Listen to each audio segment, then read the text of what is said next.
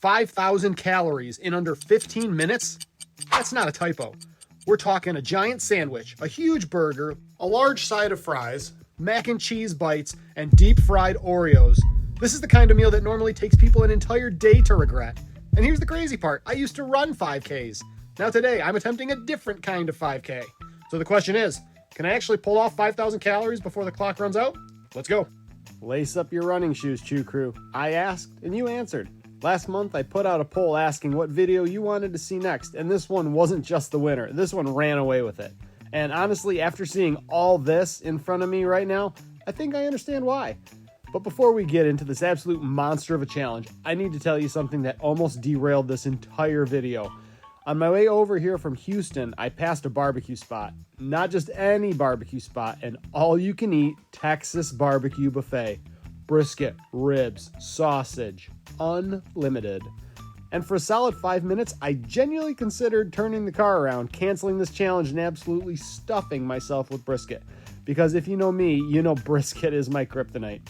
But here we are, and as to what all this is, it's the Fat Shack 5K Challenge in San Marcos, Texas, located between San Antonio and Austin. Now, let me break this down for you because this isn't just a meal, this is an event. We've got a full fat sandwich loaded with jalapeno poppers, mozzarella sticks, chicken tenders, fries, their house sauce, and chopped beef. I also had a little bit of their cheddar cheese sauce on the side. I also had their classic double cheeseburger with all the fixins, a side of fries, 12 deep fried mac and cheese bites, and 5 deep fried Oreos with strawberry and chocolate sauce on the side. So all of that, including the extra sides I requested, came to 5,410 calories of decadence that must disappear in 15 minutes or less. If I win, I get a gift card for the price of the meal, an unknown quantity of swag, and social media love. Win or lose, this is a $50 pay-to-play challenge. But here's where it gets interesting. Fat Shack runs a qualifying leaderboard.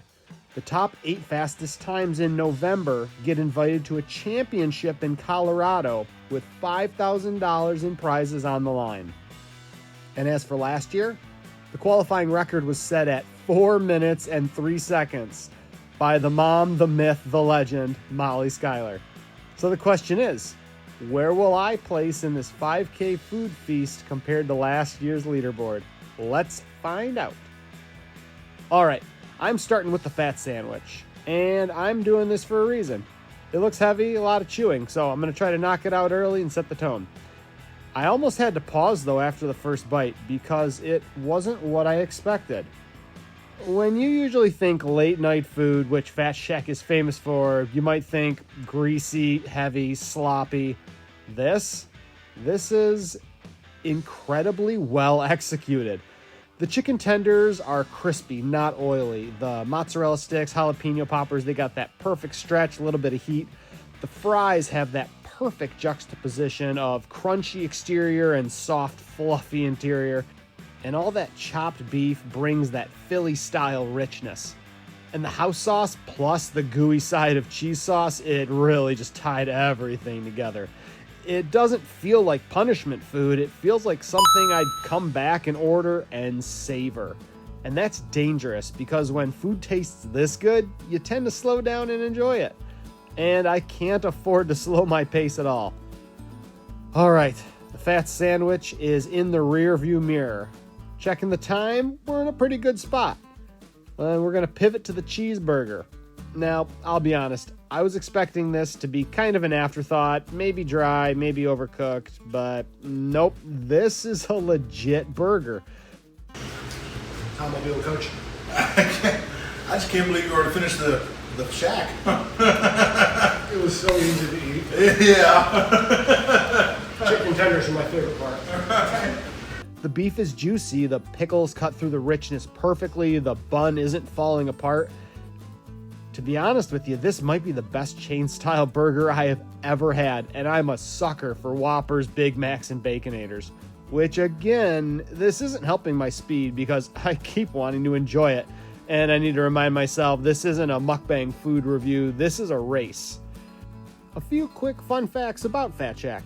They started as a late-night college food spot focused on over-the-top sandwiches, and they've expanded to dozens of locations across the U.S., especially near college towns.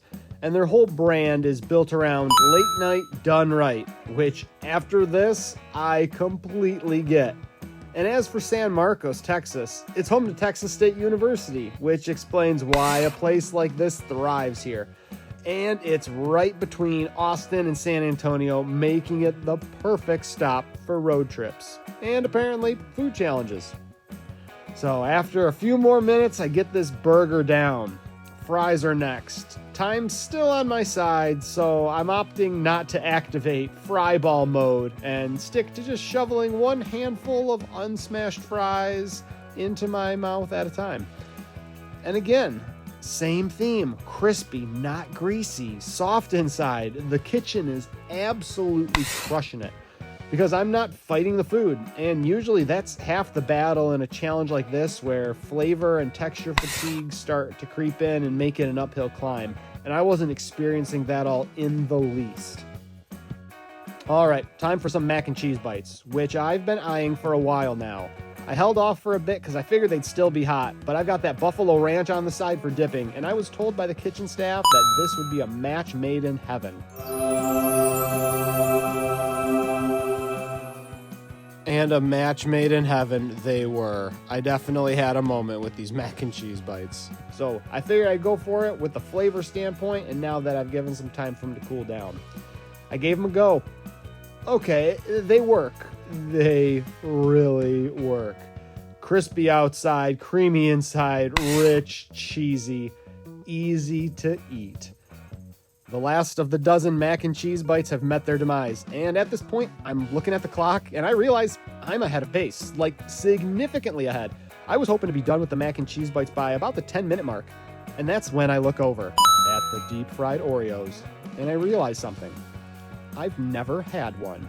Not once, and it feels wrong. So now this isn't just about finishing the challenge. Now there's a new question. Are these actually worth the hype?